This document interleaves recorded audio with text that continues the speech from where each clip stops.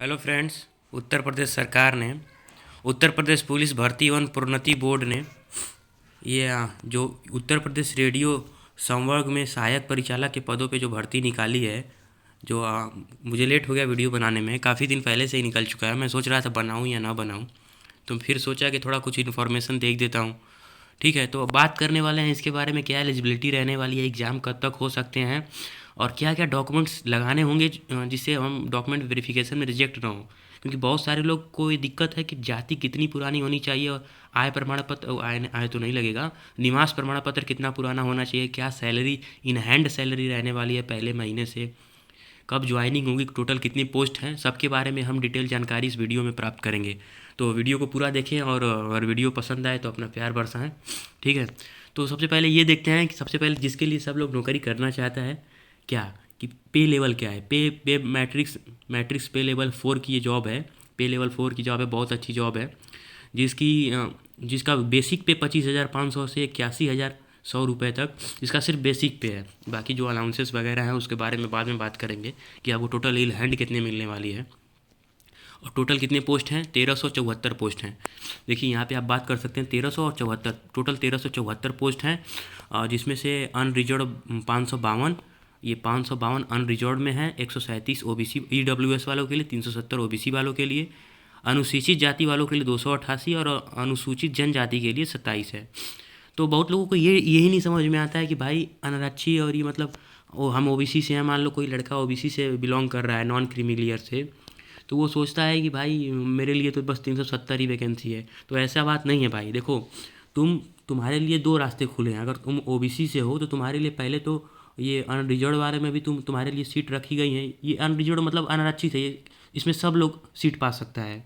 ठीक है, इसमें जनरल वाले भी आ सकते हैं और बाकी ये नीचे के चारों लोग भी इसमें आ सकते हैं। ठीक है, जैसे मैं आप लोग को बता दूं, जैसे 400 नंबर का पेपर है, तो अगर 350 नंबर कट ऑफ जाता है और कोई ओबीसी वाला बंदा 355 नंबर ला देता है और ओबीसी का कट ऑफ मान लीजिए 340 नंबर गया है और वो 355 ला दिया, तो वो पास होगा, किस में पास होगा, वो जनरल कैटेगरी में पास होगा। तो उसकी जो एक, ये इसको डिलीट करते हैं पहले, वो तो उसकी जो एक सीट होगी इसमें इसमें जाएगी, वो इसमें नहीं फाइट करेगा, वो जनरल वालों की सीट ले लेगा। ठीक है, तो मेरे कहने का मतलब ये है कि आपके लिए 370 सीट ये तो है ही, ऊपर से 552 सीट ये भी है, और वैसे ई डब्ल्यू एस वालों के लिए 137 सीट उनके कैटेगरी के तो है ही, और 552 अनारक्षी में भी है, मतलब अनरिजर्व सीट में भी उनका मतलब नाम आ सकता है। ठीक है, तो वैसे ही सबके लिए है। बाकी थोड़ा सा जनरल वालों के लिए सिर्फ इतनी ही सीट है, वो इधर नहीं फाइट कर सकते, उनको अब ये स्कोर करना ही पड़ेगा जितना भी कट ऑफ जाए इसका। तो आई होप आप समझ चुके होंगे इस बारे में। तो चलिए अब आगे बात करते हैं। ये इनके लिए भी पदों की संख्या रखी गई है। जो भूतपूर्व सैनिक हो या स्वतंत्रता संग्रामी हो, उनके आश्रित हैं, मतलब उनके बेटे बेटे या पोते जो भी हों, तो उनके लिए भी कुछ सीटें यहाँ आरक्षित हैं, आप देख सकते हैं। अब बात करने वाले हैं, सीधे सीधे बात करेंगे कि क्या कब से ये फॉर्म भरा जा रहा है। 20 जनवरी से ये फॉर्म स्टार्ट हो चुका है और इसकी आखिरी तिथि 28 फरवरी है, यानी पूरे फरवरी तक ये फॉर्म भरा जाएगा। और इसकी शुल्क 400 रुपये शुल्क रखा गया है। ठीक है, ये सब कुछ, ये देखिए, शुल्क जमा करने की तिथि, आवेदन सबमिट करने की तिथि सब 28 फरवरी तक ही रखी गई है। और क्या एलिजिबिलिटी रहने वाली है, 400 रुपये तो फॉर्म लग रहा है। और एलिजिबिलिटी आप रहनी चाहिए कि ये राष्ट्रीयता आप देख सकते हैं, ये जो भारत का नागरिक हो या फिर तिब्बत का शरणार्थी हो या फिर भारतीय मूल का ऐसा व्यक्ति जिसने भारत में स्थायी निवास के अभिप्राय से पाकिस्तान, बर्मा, श्रीलंका, ये सब आप पढ़ सकते हैं। ठीक है, इसके बारे में ज़्यादा बात करूँगा तो वीडियो लंबी चली जाएगी। अब सीधे मुद्दे पे आते हैं। मुद्दा ये कहता है, ये देखिए कि इसकी एलिजिबिलिटी क्या है। अगर आप मैथ और फिजिक्स से 12th पास हैं, मैथ और फिजिक्स से अगर आप 12th पास कर रखे हैं, 12th में आपका मैथ और फिजिक्स है, फिजिक्स और मैथ है, तो आप इस फॉर्म के लिए एलिजिबल हैं। ठीक है, और ये जो आप कुछ कई लोग परेशान हैं कि भाई ये जो अधिमानी हड़ताल लिख रहा है ये क्या है। तो ये देखिए, ये आपका नेलेट से ओ लेवल या फिर ये ओ लेवल स्तर का जो सर्टिफिकेट होता है वो आपका होना ज़रूरी नहीं है। या फिर कई लोग कह रहे हैं कि भाई क्या प्रादेशिक सेवा में न्यूनतम 2 वर्ष अवधि तक सेवा की हो, ये ज़रूरी है क्या, या फिर राष्ट्रीय कैडेट कोर का बी ग्रेड का जो सर्टिफिकेट प्रमाण पत्र हो वो ज़रूरी है क्या।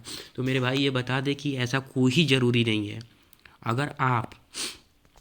अगर मान लीजिए दो लड़कों का कट ऑफ जाता है, मान लीजिए 350 नंबर कट ऑफ जाता है और दो लड़के 352 नंबर पा जाते हैं, 2 लड़के तो किसी एक का ही लिया जाएगा। तो ये लिखा यहाँ पे क्या गया है कि अगर 2 लड़कों का अगर अंक समान होगा तो उसको वरीयता दी जाएगी जिसके पास इन तीनों में से कोई एक सर्टिफिकेट होगा। तो समझ रहे हैं, मान लीजिए दोनों के पास सर्टिफिकेट नहीं है तो फिर जिसकी एज ज़्यादा होगी उसको पास कर दिया जाएगा। तो मुझे ये नहीं समझ में आता है कि भाई ज़्यादा एज वालों को क्यों पास कर रहे हो, कम एज वालों को पास करो, वो कम एज में मेहनत किया है। ठीक है, ये यार कौन मैसेज कर रहा है, 1 मिनट। तो अब बात करेंगे आयु क्या रहने वाली है। तो अगर आप 1/7/2022 को 18 साल की आयु प्राप्त कर लेते हैं या फिर 1/7/2000 तक आप 22 साल की उम्र से ज़्यादा आपकी उम्र नहीं होनी चाहिए। बाकी ओबीसी वालों के लिए और ST SC वालों के लिए अलग से रिजर्वेशन एज में रखा गया है, वो आप पढ़ सकते हैं। ठीक है, और चरित्र के बारे में बात करें तो चरित्र ऐसा होना चाहिए जो किसी सरकारी सेवा से समायोजन के लिए सभी प्रकार से उपयुक्त हो सके। ये सब के बारे में बाद में बात करेंगे। तो आप वैवाहिक स्थिति मतलब कोई इसमें दिक्कत नहीं, आप शादीशुदा हैं तभी अप्लाई कर सकते हैं, बशर्ते आप ऐसे जिसने ऐसे किसी व्यक्ति से ब्याह न किया हो जिसकी पहले से कोई जीवित पति या पत्नी हो। यानी आप किसी जीवित पति या पत्नी अगर उसके पहले से हो आप उससे शादी करेंगे तो आप इस फॉर्म में रिजेक्ट हो जाएंगे, मतलब आपको फराडिया घोषित कर दिया जाएगा, सीधी सीधी बात। और जिसके पति जीवित होते हुए किसी व्यक्ति से विवाह किया हो तो ये सब आप पात्र नहीं होंगे। बाकी आप सीधे सीधे कानूनी रूप से एकदम लीगल तरीके से शादीशुदा हैं तो आप एलिजिबल हैं। ठीक है, या फिर एक से ज़्यादा शादी किए हैं फिर भी आप इसमें एलिजिबल नहीं होंगे। तो अब बात करने वाले हैं शारीरिक स्वास्थ्य के बारे में। देखो भाई, शारीरिक स्वास्थ्य में सबसे पहले अगर आइज़ की बात करें तो इसमें आइज़ आपकी 6/36 तक चल जाएगी। यानी अगर आपके पास 3.5 डायोप्टर तक का भी -3.5 डायोप्टर का भी अगर लेंस लगा है, चश्मा आपके में है, तो भी आप इस फॉर्म के लिए एलिजिबल हैं। और कलर ब्लाइंडनेस CP4 तक इसमें कलर ब्लाइंडनेस चल जाएगी। यानी मेडिकल उतना टफ नहीं है, रिटन थोड़ा सा इसका टफ है। ठीक है, तो अब बात करने वाले हैं परीक्षा के बारे में, सिलेबस के बारे में। तो सिलेबस जो सबसे इंपॉर्टेंट पॉइंट है सिलेबस इसका, तो इसका जो सिलेबस है, सिलेबस में आप देखेंगे हिंदी के 100 अंक के क्वेश्चन पूछे जाएंगे और सामान्य ज्ञान और विज्ञान से 100 अंक के पूछे जाएंगे। और जो अंक गणित है जिसका नाम यहाँ पे संख्यात्मक एवं मानसिक योग्यता परीक्षा दिया गया है 100 अंक होगा।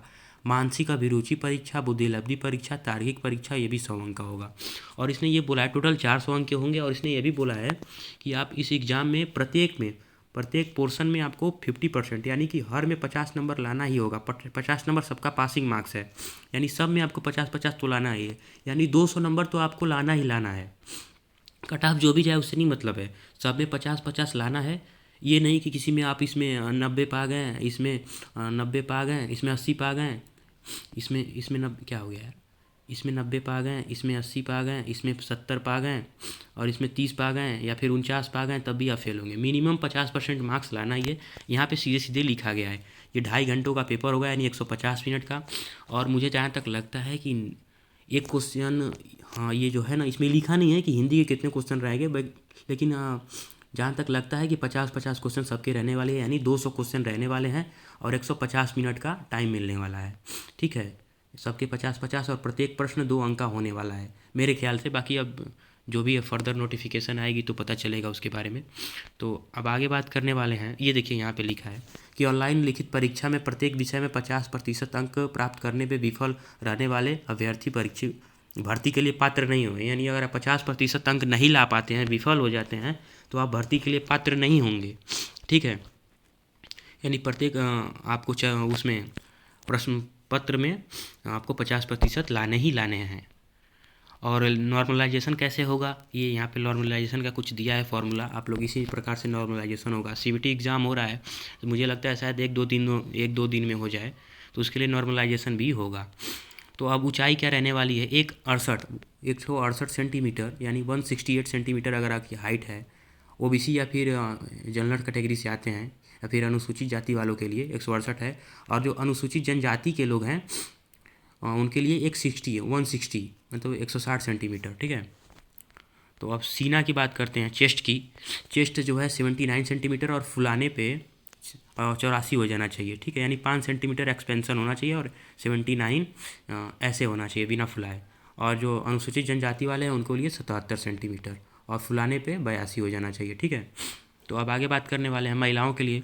सामान्य अन्य पिछड़ा वर्ग एवं अनुसूचित जातियों की महिलाएं अभ्यर्थियों के लिए न्यूनतम ऊंचाई 152 सेंटीमीटर, मतलब महिलाओं की ऊंचाई 152 सेंटीमीटर और अनुसूचित जनजाति की महिलाओं के लिए 147 सेंटीमीटर है। ठीक है, तो वज़न की बात करेंगे, महिलाओं का वज़न 40 किलोग्राम और पुरुषों का वज़न अब उनके हाइट के अकॉर्डिंग देखा जाएगा। और जो PFT होगा, फिजिकल फिटनेस टेस्ट, उसमें आपको जो मैंस होंगे मतलब यार पुरुष होंगे, उनको 4.8 किलोमीटर यानी 4800 मीटर की दौड़ 28 मिनट में पूरी करनी है। यार ये तो पैदल चलोगे तब भी हो जाएगा, मतलब मजाक है, पैदल से नहीं होगा, थोड़ा तो आपको कैपेसिटी होनी चाहिए आपको इतनी दौड़ने की।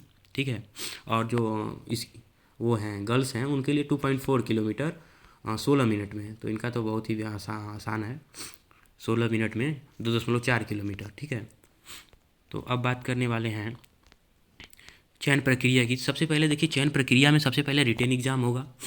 क्या बात कर रहे हैं, पहले रिटेन होगा, रिटेन के बाद रिटेन क्वालिफाई करने के बाद आपका PFT होगा, फिजिकल फिटनेस टेस्ट, फिर डॉक्यूमेंट वेरिफिकेशन होगा, देन आपका फाइनल सेलेक्शन होगा। ठीक है, तो अब बात करने वाले हैं, क्या बात करने वाले हैं, हाँ कि देखिए सबसे बड़ी जो डाउट आ रहा था सबको कि जो जाति हो, कास्ट सर्टिफिकेट कितना पुराना चल जाएगा। तो भाई कास्ट सर्टिफिकेट ना आपका 1 जुलाई 1/7/2021 के बाद का बना होना चाहिए। यहाँ पे कहीं मेंशन किया गया है, मैं आपको दिखा देता हूँ, साफ साफ मेंशन किया गया है। और ये देखिए रिलैक्सेशन है, 5 वर्षों का OBC को मिल रहा है, 5 वर्षों का अनुसूचित जनजाति को, अनुसूचित जाति को 5 वर्ष का, और आर्थिक रूप से कमज़ोर वालों का नहीं मिल रहा है। ठीक है, और अब मैं आपको दिखा देता हूँ सीधे सीधे कहाँ पे लिखा है। ये देखिए कि 1 अप्रैल नहीं, सॉरी 1 जुलाई नहीं, 1 अप्रैल 2021 के या उसके बाद का अभ्यर्थी का जो अन्य पिछड़े वर्ग के जाति का सर्टिफिकेट है वो 1 अप्रैल यानी कि 01/2000 मतलब 4/2021 के बाद का ही बना होना चाहिए, उससे पहले नहीं। और ये सेंट्रल का नहीं, ये स्टेट गवर्नमेंट का, उत्तर प्रदेश सरकार का आपका कास्ट सर्टिफिकेट लगने वाला है, स्टेट गवर्नमेंट का। ठीक है, स्टेट गवर्नमेंट का। ठीक, तो अब आगे बात करेंगे, क्या बात करने वाले हैं, क्या कि और बाकी ये सब मैंने बता ही दिया आपको। नेलेट से O लेवल का कुछ ज़रूरत नहीं है और इसका कुछ ज़रूरत नहीं है। अब फॉर्म कैसे भर सकते हैं, और ये जो आपको बता दें कि 3 साल से पुराना आपका वो नहीं होना चाहिए, क्या बोलते हैं भाई, 3 साल से पुराना आपका निवास नहीं होना चाहिए। निवास का भी इसमें ज़रूरत है, निवास मतलब डोमिसाइल सर्टिफिकेट, डोमिसाइल जो आपका हो, डोमिसाइल सर्टिफिकेट आपका 3 साल से पुराना नहीं होना चाहिए, यानी कि 2019 तक का बना है तो चल जाएगा। ठीक है, तो अब आगे बात करने वाले हैं, बाकी सब कुछ हो गया। बाकी अब कोई भी, हाँ ये देखिए इसका सिलेबस देख लेते हैं आप लोग, हम लोग सामान्य हिंदी में ये सब सिलेबस है, सामान्य विज्ञान में थोड़ा इसका सिलेबस बहुत टेढ़ा है, आप लोग इसका प्रिंट करवा के 15-16 नंबर पेज पे इसका सिलेबस दिया है। इसका जो ये नोटिफिकेशन है मैं डिस्क्रिप्शन बॉक्स में दे दूंगा, आप लोग इसको प्रिंट करवा के देख लीजिएगा। इसका सिलेबस जो है बहुत टेढ़ा है भाई, बहुत गोल्डन अपॉर्चुनिटी रहने वाली है। और सीधे सीधे आखिरी में, सबसे आखिरी में हम बात करने वाले हैं सैलरी की। तो भाई सैलरी तो बहुत ही जानदार देने वाला है ये। अगर सीधे सीधे मैं बात कर लूँ सैलरी की इसकी, तो देखिए सैलरी की बात की जाए तो यहाँ पे आते हैं सैलरी। ठीक है, तो सैलरी 25,500 तो आपका बेसिक है, जो ज्वाइनिंग के टाइम ये तो मिलना ही मिलना है। अब इसका मिलेगा 32% आपको 32 नहीं 33% आपको DA मिलेगा। DA मतलब डियरनेस अलाउंसेस। 1 मिनट मैं आपको पूरा लिख के समझा देता हूँ, 1 सेकेंड रुकिएगा। कहाँ गया, 1 सेकेंड